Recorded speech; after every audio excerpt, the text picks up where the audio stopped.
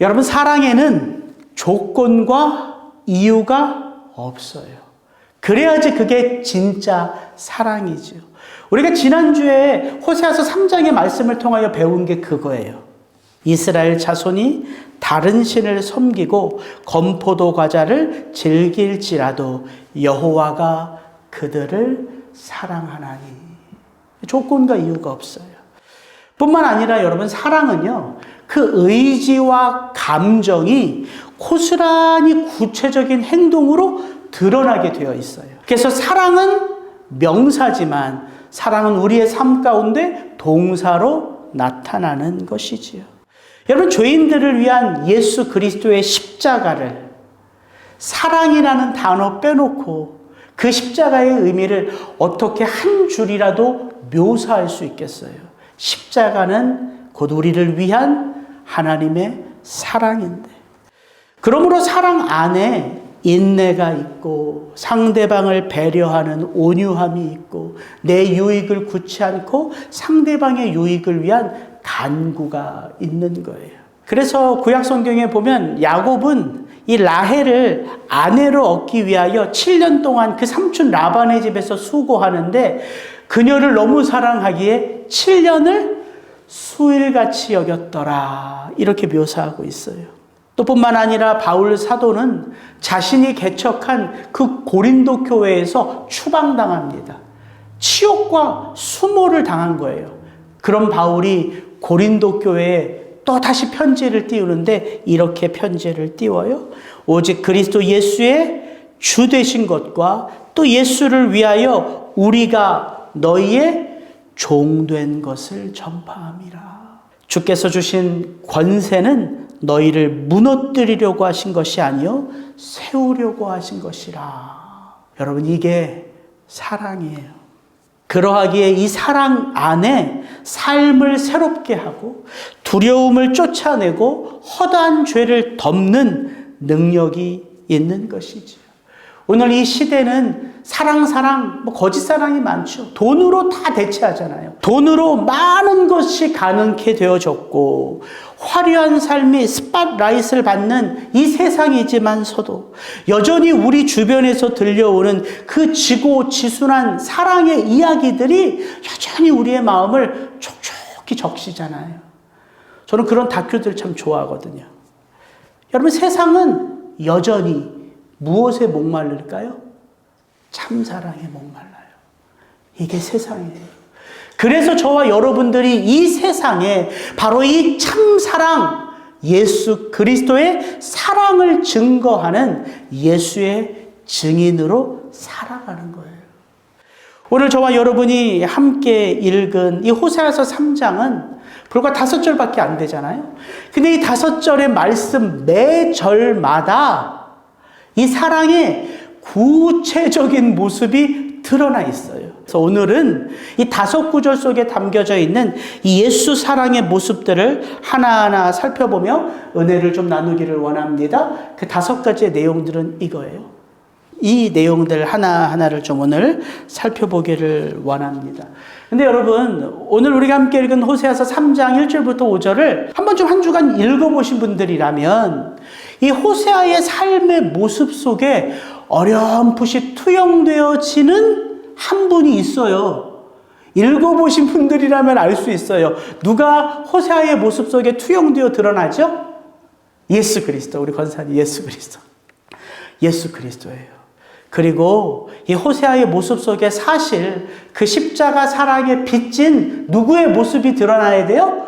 저와 여러분의 모습이 또한 드러나야 되는 것이지요. 그래서 오늘 이 말씀 앞에 우리가 섰을 때에 우리의 삶의 모습들이 비춰지게 되는 거예요. 저는 저와 여러분들이 이 말씀 한 절 한 절 속에서 우리를 향한, 나를 향한 아버지의 그 마음을 좀 깊이 체험하며 돌아가실 수 있기를 바랍니다. 여러분, 호세아가 받은 첫 번째 사랑의 명령은 3장 1절이에요. 같이 한번 읽습니다. 여호와가 그들을 사랑하나니 너는 또 가서 타인의 사랑을 받아 음녀가 된 그 여자를 사랑하라. 사랑의 첫 번째 모습은 그 사람을 향하여 나아가는 거예요. 근데 한 번 가는 게 아니라 분명히 반복하죠. 너는 또 가서예요. 한 번 가서 사랑을 고백하는 게 아니라 받아주지 않으면 또 가고 다시 또 가고 다시 또 가는 그런 삶의 수고가 바로 이 사랑의 첫 번째 명령입니다. 여러분, 이 땅에 오신 예수 그리스도의 사역을 한마디로 정의하라면 그것은 다름 아닌 찾아가시는 사역이에요. 예수님은 찾아가시는 사역을 공생의 사역 가운데 쉬지 않고 감당하신 것이지요. 그래서 예수님은 그 길 위에서 수많은 사람들을 만났습니다. 물론 예수님이 찾아가신 것만 있는 건 아니에요. 또 예수님이 어떤 분이신지를 궁금해하며 또 예수님을 통하여 기적을 체험하고자 예수님을 찾아온 사람들의 이야기도 성경에는 가득하죠. 니고데모가 예수님을 한밤중에 찾아왔어요. 예수가 과연 누구인지를 알고자. 회당장 야이로가 이제 죽어가는 자기 딸을 살리고자 예수 앞에 달려와서 엎드렸어요. 그 예수의 기적을 체험하고자. 12의 혈루병 걸린 여인이 그 모든 것으로도 이 병이 낫지 않아 그 모든 가산을 다 탕진하고 시름시름 앓았는데 예수 소문을 듣고 그 소문의 주인 되신 예수 그리스도 뒤편으로 나아가서 그의 옷자락을 잡아 치유받는 역사를 체험했습니다. 그러나 대다수, 정말 고통에 신음하는 그 대다수의 사람들은, 귀신에 사로잡혀 옴짝달짝 할 수 없는 그 영혼들은, 삶의 목적과 의미를 다 잃어버린 채 방황하는 자들은, 세상이 주는 것에 목말라 세상만을 뚫어져라 바라보는 그 많은 사람들은 예수를 과연 그들 마음에 품고 그를 찾아갈 생각을 하기나 했을까요? 그렇지 않잖아요. 그래서 예수님의 사역의 주 핵심은 찾아가는 사역이었다고요. 이런 말씀을 하시며 내가 사마리아를 반드시 통과하여야 하겠는지라. 그날 저물 때에 예수님이 제자들에게 이르시되 우리가 저편 거라사 땅으로 건너가자 하시니. 여러분, 삶의 의미를 다 잃어버린 그 수가성 여인도, 군대 귀신에 들려 가족들의 품을 떠나 무덤가에서 살아야만 했던 그 한 영혼도 그들의 의지나 그들의 바램 때문에 예수를 만난 게 아니에요. 그들의 마음속엔 예수라는 이름조차도 없었어요. 그런데 누가 그들을 찾아가요? 예수 그리스도가. 그렇게 예수님이 저와 여러분에게도 찾아오신 것이지요. 저는 이런 생각이 들어요. 고멜에게 호세아가 있는 것처럼 저와 여러분의 삶 속에도 우리의 발걸음을 기다리는 자들이 있지 않을까 하는 거죠. 여러분, 오늘 우리가 이 호세아서의 말씀 앞에 서는 것은 이 호세아서의 말씀을 잘 읽고 잘 배우고 잘 묵상해서 북이스라엘의 영적 상태를 아는 데 목적이 있는 게 아니에요. 저와 여러분의 삶 속에도 누군가 이 고멜처럼 그 호세아의 발걸음을 기다리는 영혼이 있다. 여전히 다른 신을 섬기고 단 과자를 원하면서 세상에 목말라 예수 그리스도를 알 수 없는 자들이 저와 여러분의 삶 가운데에도 버젓이 놓여져 있음을 돌아보라는 거예요. 왜냐하면 그들은 저와 여러분이 아니고서는 예수 이름을 떠올릴 이유도 없고 예수라는 이름을 다시 한번 곱씹으며 자기의 삶을 돌아볼 여유도 없기 때문이에요. 그래서 누군가는 가야죠. 가서 이 사랑을 또 흘려보내야 되지 않겠습니까? 오늘 이제 말씀을 다 들으시고 여러분 차를 타고 여러분 집으로 돌아가며 뭐 그런 마음들이 좀 성령 안에서 떠올랐으면 좋겠어요. 갑자기 떠오르는 친구. 여전히 돈 버느라 너무 수고하는 우리 아들. 여전히 하나님 없이 세상이 좋아 살아가는 우리 딸. 갑자기 떠오르는 옛 동료. 이런 분들이 하나둘 여러분의 마음속에 성령으로 좀 떠올랐으면 좋겠어요. 여러분, 그분들이 여러분이 한 주간 마음에 품고 기도해야 할 하나님의 사람들인 것이죠. 두 번째, 호세아가 받은 두 번째 사랑의 명령은 1절, 2절 같이 한번 읽습니다. 너는 또 가서 타인의 사랑을 받아 음녀가 된 그 여자를 사랑하라 하시기로 내가 은 15개와 보리 한 오멜 반으로 나를 위하여 그를 사고. 이 호세아가 하나님으로부터 받은 두 번째 사랑의 명령은 값을 지불하라는 거예요. 값을. 여러분 잘 생각해 보세요. 타인의 사랑을 받아 음녀가 된 그 여자가 누구 여자입니까? 고멜이 누구 여자예요? 호세아의 여자예요. 호세아의 아내. 그러니까 내 여자죠. 내 여자. 갑자기 제가 이런 노래가 생각나더라고요. 내 여자니까. 근데 내 여자를 사랑하는데 값을 지불해야 돼요. 말이 안 되는 거죠. 이유가 왜입니까? 이미 그 여자가 다른 사람의 소유가 되었기 때문이에요. 여러분, 이게 죄예요. 그래서 이 죄를 씻어내기 위해서는 그냥은 못 데려와요. 왜? 다른 사람의 소유가 되었기 때문에. 그래서 값을 지불해야 돼요. 오늘 본문에 보면 호세아가 은 15세겔과 보리 한 오멜 반을 가지고 갔다고 되어 있어요. 성경에 찾아보니까 은 30세겔이 종 한 사람의 몸값이에요. 근데 여러분, 우리가 은 30 하면 떠오르는 장면이 있어야 돼요. 맞습니다. 가룟 유다가 예수 그리스도를 팔 때 그 대제사장으로부터 받은 액수가 은 30세겔이었어요. 근데 왜 호세아는 은 15세겔과 보리 한 오멜 반을 가지고 갔을까요?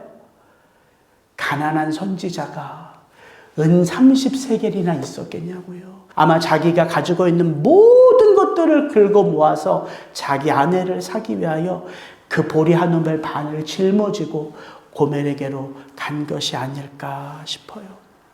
여러분, 예수님이 십자가를 지신 값은 결국은 종 하나의 몸값에 불과했어요.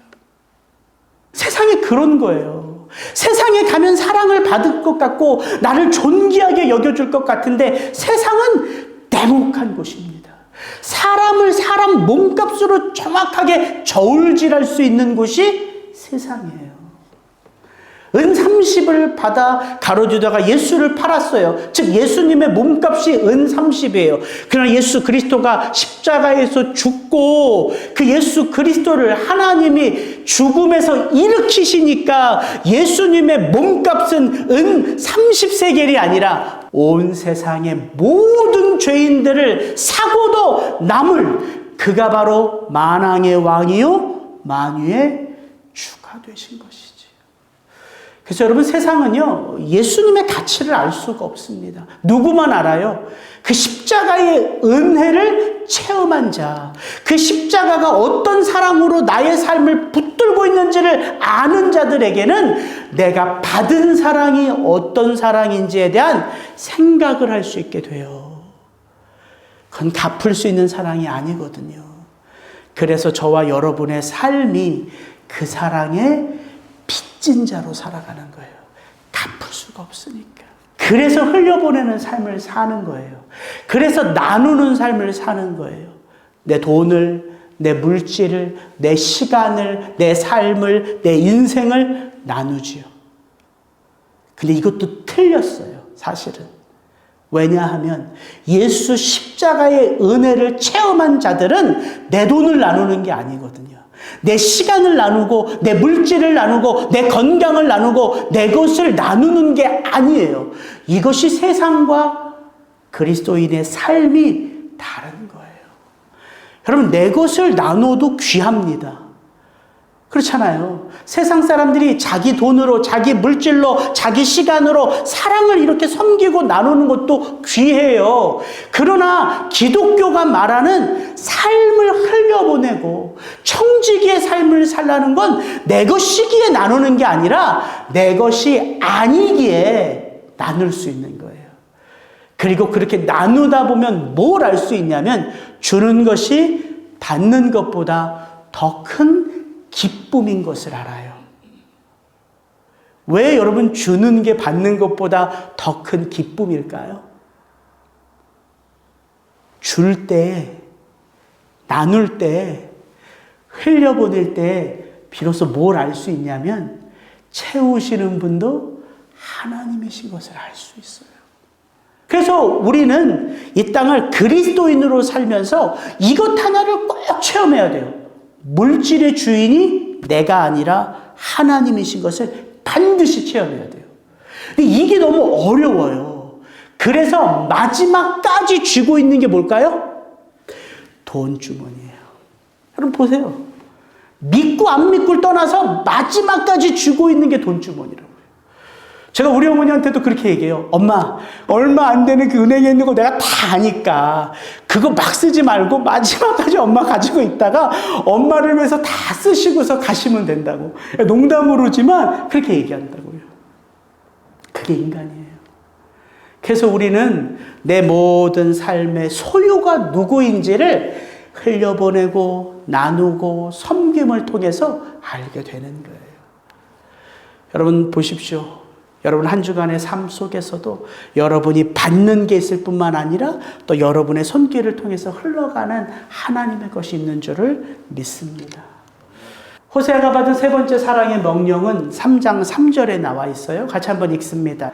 그에게 이르기를 너는 많은 날 동안 나와 함께 지내고 음행하지 말며 다른 남자를 따르지 말라. 나도 내게 그리하리라 하였노라. 여러분 여기 나와 있는 이 많은 날 동안 이 단어가요. 정말 이 단어의 의미만큼 많은 것들을 내포하고 있는 단어예요. 많은 날 동안 나와 함께 지내자. 이 많은 날. 이게 4절, 5절에도 계속해서 이어져요. 4절에도 이렇게 되어 있죠. 이스라엘 자손들이 많은 날 동안 왕도 없고 지도자도 없고 제사도 없고의 삶을 살아요. 많은 날 동안. 5절에 이 많은 날은 이렇게 이어져요. 많은 날이 지난 그 후에 이스라엘 자손이 돌아와서 그 많은 날이 지나고 나서 다가오는 그 마지막 날에는 여호와를 경외함으로. 그러니까 이 많은 날은 단지 시간적으로 많은 시간을 의미할 뿐만 아니라 이게 질적인 의미를 갖고 있는 단어예요. 이 구약의 예언서가 갖고 있는 특별한 단어이기 때문에 그래요. 여러분, 우리가 구약 성경을 읽을 때, 특별히 이런 호세아서와 같이 예언서를 읽을 때 자연스럽게 예언서를 읽다 보면 궁금한 게 생겨요. 이런 거죠. 아니, 이스라엘의 완악함이 이렇게 적나라하게 드러나고, 왜냐하면 하나님이 죄를 고발하시니까, 그렇게 하나님이 그 죄를 고발하실 뿐만 아니라 그들을 향한 심판과 징계의 메시지를 불같이 쏟아 놓으세요. 우리가 호세아서를 지금 보고 있는 것처럼. 근데 한 가지 이상해요. 아니, 하나님의 이 불같은 심판이 이렇게나 강력하게 선포되는데 이스라엘 백성들은 눈 하나 깜짝해요? 안 해요? 안 해요. 눈 하나 깜짝 안 해요. 이게 이상하지 않아요? 예언서를 읽으시면? 여러분 같으면 그럴 수 있을 것 같으세요? 여러분의 마음 심령에, 여러분의 귀에 하나님이 직접 여러분의 죄악을 하나하나 드러내고 그 죄의 결과 어떤 심판과 징계가 너와 너의 가족의 삶 가운데 쏟아질 것이다 라고 말한다면 여러분 이렇게 마음대로 여전히 그 죄악된 삶의 길을 걸어가실 수 있을 것 같으세요? 여러분, 죄가 그렇게 우리의 뼛속 깊이 새겨져 있는 거예요. 근데 더 이상한 건 이런 이스라엘 백성들의 완악함과 이런 나태함과 돌아오지 않는 이런 뻔뻔함을 하나님이 계속 바라보시면서 심판과 징계의 메시지뿐만 아니라 또 어떤 메시지를 함께 우리에게 보여주세요? 회복과 긍휼의 메시지. 그래서 그들을 영광 가운데 세우시리라는 메시지가 이 예언서에 보면 함께 나와 있는 거예요. 이게 너무 신기하다는 거예요. 이게 어떻게 가능할까? 그 의미를 담고 있는 단어가 뭐다? 이거다. 많은 날 동안 나와 함께하자 이거예요. 그래서 호세아서에서 말하는 이 많은 날은 호세아가 사역했던 여로보암 2세 때와 북이스라엘 왕조 때만을 말하는 게 아니라 북이스라엘의 멸망, 아수르의 포로로 돌아와 쭉 구약 시대를 마무리하고 오늘 저와 여러분이 살아가는 이 마지막 교회 시대, 종말을 품고 있는 단어가 바로 이 많은 날 동안이라는 의미예요. 이거를 이해 못하면 호세아서 전체를 읽어봐도 이게 너무 답답한 거예요. 여러분, 많은 날이 이렇게 구원의 완성을 바라보는 단어라고요. 그러니까 이 많은 날은 종말의 언어예요. 그게 호세아서 1장, 2장, 3장이에요. 호세아서 1장, 2장, 3장은요, 하나님이 큰 밑그림을 그리시는 거예요. 이스라엘 백성들의 죄악을 고백하셨다가 갑자기 아브라함 언약을 축복으로 말씀하세요. 아브라함 언약의 축복이 뭐예요? 너희의 자손이 온 땅을 덮을 것이다 아닙니까? 호세아서 2장도 그런 내용이에요. 마지막 날에 너희는 나의 사랑을 입은 내 백성이 되리라. 오늘 호세아 3장도 많은 날 동안 그날이 지나고 나서 너희들은 여호와 경외하는 것을 알리라. 그러니까 이게 종말의 언어이기 때문에 북이스라엘 백성들은 이 말을 들어도 알아차릴 수가 없어요. 왜? 지금이 여로보암 2세 때는 어떤 때예요? 가장 북이스라엘이 번성했던 때. 제가 딱 이 그림이 생각이 나더라고요. 이거 하얀 캔버스에 한 화가가요, 파란색과 흰색으로 그림을 그리기 시작하는 거예요. 제가 어렸을 때 EBS에서 밥 로스라는 유명한 화가가 그림을 그립시다라는 것을 에피소드로 계속해서 틀어줬어요. 그 사람은 물감으로 그림을 그려요. 덧그림을 그리지 않고 물감으로 그리는데 어떻게 그리냐면 하얀 캔버스 앞에 여러분 그림은 쉽습니다. 그러면서 파란색을 막 칠해요. 그리고 또 지나고 나서 막 하면서 하얀색을 막 칠해요. 그러면 도대체 처음 제가 보면 저게 무슨 그림이 될까? 한참을 들여다보고 있으면 이게 이렇게 돼요.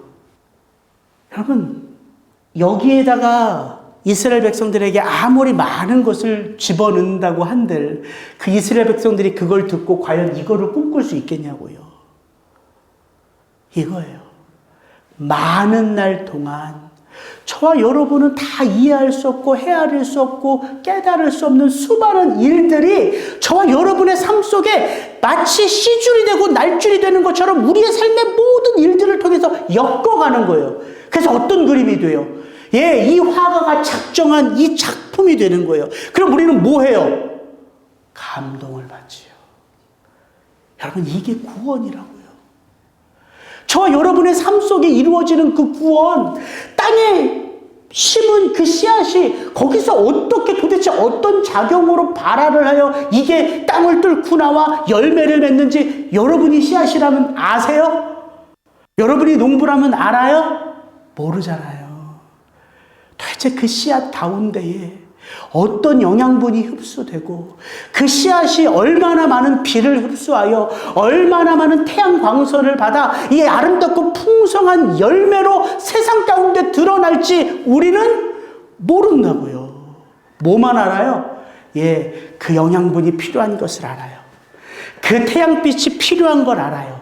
하나님이 때마다 시마다 비를 주셔야 되는 것을 알아요. 여러분, 이게 구원이라고요. 모든 것을 모르지만, 다 알지 못하지만 나는 하나님의 자녀로 이 땅 가운데 심기워졌어요. 그래서 저는 저와 여러분들이 이 호세아가 고멜에게 가서 부탁한 이 한마디, 많은 날 동안 나와 함께하자, 이 고백이 저는 딱 이 말씀으로 연결이 돼요. 내가 너희와 영원토록 함께하리라. 이게 무슨 뜻이에요? 이게 임마누엘이에요. 그래서 구원은 다른 게 아니에요. 많은 날 동안. 이건 시간적인 개념이 아니라고요. 양적인 개념이 아니라 질적인 개념이라고요. 우리의 구원이 시작되고 완성되는 그날까지 하나님이 우리를 그리스도 예수 안에서 놓지 않고 붙들고 있다. 이게 구원이라고요. 이 구원 가운데에 어떤 일들이 일어나요? 이게 네 번째, 다섯 번째예요. 이거 제가 한번 읽습니다. 이스라엘 자손이 많은 날 동안 왕도 없고 지도자도 없고 제사도 없고 주상도 없고 에봇도 없고 드라빔도 없이 지내다가 그 후에 이스라엘 자손이 돌아와서 그들의 하나님 여호와와 그들의 왕 다윗을 찾고 마지막 날에는 여호와를 경외함으로 여호와와 그의 은총으로 나아가리다. 여러분, 우리는 구원을 경험하면 이게 예수 보혈의 피로 인한 하나님의 사랑이고 은혜잖아요. 그래서 우리 안에는 어떤 기대가 있을까요? 날마다 이리 치이고 저리 치이고 정말 개밥의 도토리와 같은 삶을 살다가 예수 그리스도 안에서 그 사랑의 희열을 만끽하면 이제부터 나는 겸손해져야 되겠다? 이런 마음 품을까요? 아니요. 그런 마음은 나중에 품게 되는 마음이고요. 예수님을 탁 만나게 되면 이제 내 인생은 피겠구나, 이거예요. 그게 솔직한 성도의 마음이에요. 이제 내 인생은 예수 안에서 꽃이 피겠구나. 이제는 풍성한 열매를 맺겠구나. 그래서 이제 뭘부터 기대해요? 내 인생 가운데 돈이 들어오고 곳간이 채워지고 내 자리는 점점 높아지고 이걸 생각한다고요. 쌓고 채우고 높아지는 삶, 이걸 생각해요. 근데 그게 성도의 삶 속에서 일어나는 구원이 아니라는 거죠. 이게 정확하게 표현해요. 없고 없고 없고. 뭐가 없다는 거예요?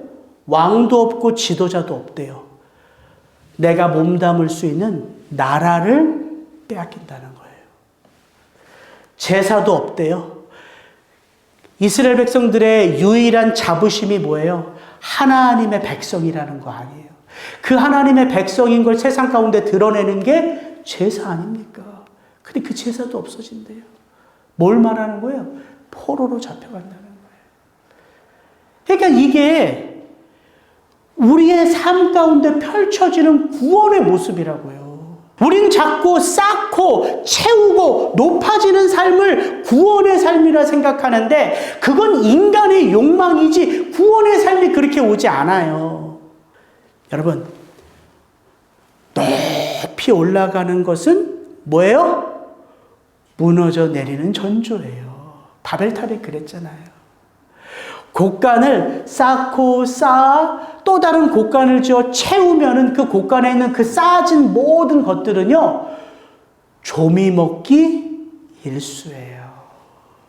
그래서 하나님의 구원은요, 쌓고 채우고 높아지고가 아니에요. 좀 강한 용어로 말씀드리면 깨뜨리고 부서뜨리고 빼앗고 지워버리고 해요. 이게 구원의 언어란 말이에요. 그래서 이스라엘 백성들 가운데 그렇게 자꾸 빼앗기는 거예요. 잃어버리는 거예요. 빈털터리가 되는 거예요. 왜요? 그래야지만 내 뿌리의 근원이 누구에게 붙들려 있는지를 알 수 있기 때문이에요. 여러분, 우리가 다 그런 마음이 있잖아요. 하나님 저에게 돈을 안 주셔도 제가 이렇게 살지, 하나님이 저에게 물질을 풍성하게 주시면 제가 교회를 몇 개를 줘도 몇 개를 지을걸요, 하나님? 우리 항상 이렇게 하나님께 얘기하잖아요. 근데 돈이 많아지면요, 하나님 생각 못하게 되어 있어요. 그게 인간이에요. 왜? 그 돈을 지키려는 염려로 가득해지거든요. 그게 본성이에요. 그러니까 없는 것 전혀 불평할 필요가 없는 거예요. 왜요? 없어도 자족하는 기쁨이 믿음이기 때문에 그래요. 건강을 잃어버린 거, 그거 억울함이고 아픔이잖아요. 내가 예수 그리스도를 이렇게 잘 믿었는데 왜 하나님 내 건강까지 뺏어가세요? 건강을 뺏어가도 믿음을 지킬 수가 있어요. 건강이 좋고 나쁘고가 나와 하나님의 관계를 결정하는 게 아니기 때문이에요. 그래서 여러분, 성경을 보십시오. 하나님의 자녀들이 하나님을 향하여 믿음을 배우는 건 쌓고 채우고 늘어나고가 아니에요. 하나님은 반드시 그들의 믿음을 테스트하신다고요. 그래서 아브라함이 받은 믿음의 테스트가 아브라함의 인생 언제 때 와요? 가장 마지막에 와요. 그래서 아브라함의 스토리를 보세요. 이삭을 가지고 시험하는 게 아브라함의 스토리의 끝입니다. 그 전까지 아브라함이 그 갈대아 우르에서 하나님의 부름을 받고 어떻게 믿음의 여정을 떠나는지, 그가 어떻게 실족하는지, 그가 어떻게 넘어지는지, 그가 어떻게 인간적인 방법을 동원하는지 그 모습이 계속해서 성경에 나와요. 왜 그럴까요? 왜 그 모습이 보여질까요? 저와 여러분이 그 모습이기 때문에 그래요. 우리의 믿음이 그 모습이라고요. 하나님의 부름을 받아도 믿음의 길을 걷다가 실족하기 쉽고 넘어지기 쉽고 내 방법을 취하기 쉽고 내 뜻대로 살기 쉽고, 그러니까 그 모습이 잔뜩 기록되어져 있는 거예요. 그리고 마지막 딱 아브라함의 이삭 스토리는 이렇게 시작해요. 이 모든 일들 이후에 하나님이 비로소 아브라함을 테스트하세요. 내가 아끼는 그 독자 이삭을 내게 번제로 바치라. 이 모든 일들이 지난 후에 아브라함은 이미 어떤 사람이 되어 있다고요?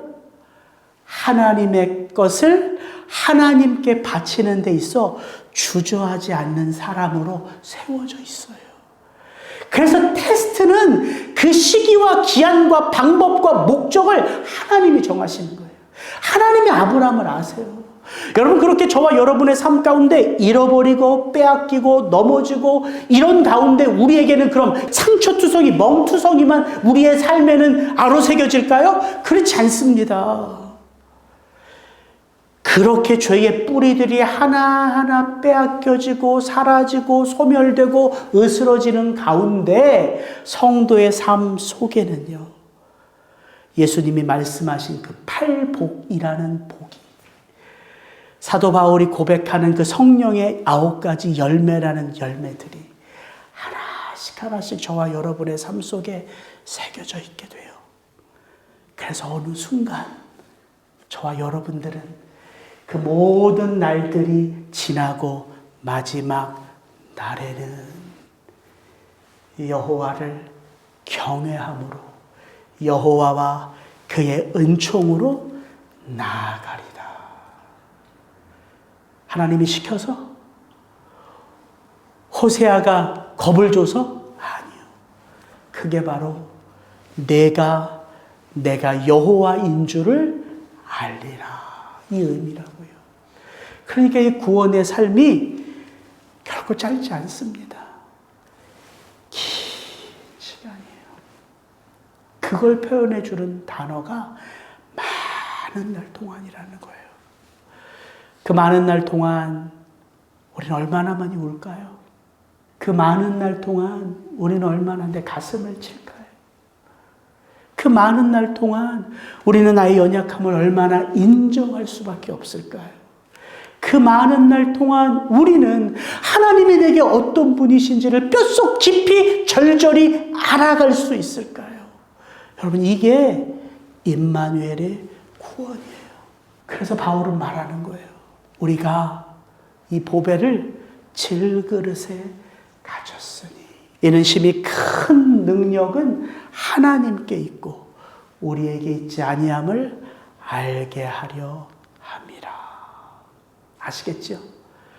저와 여러분의 인생이 깨어진 것 같고 부서진 것 같고 넘어진 것 같아도 하나님은 그 일들 하나하나 속에 새겨 놓아야 할 하나님의 성품을 그가 간직하고 계세요.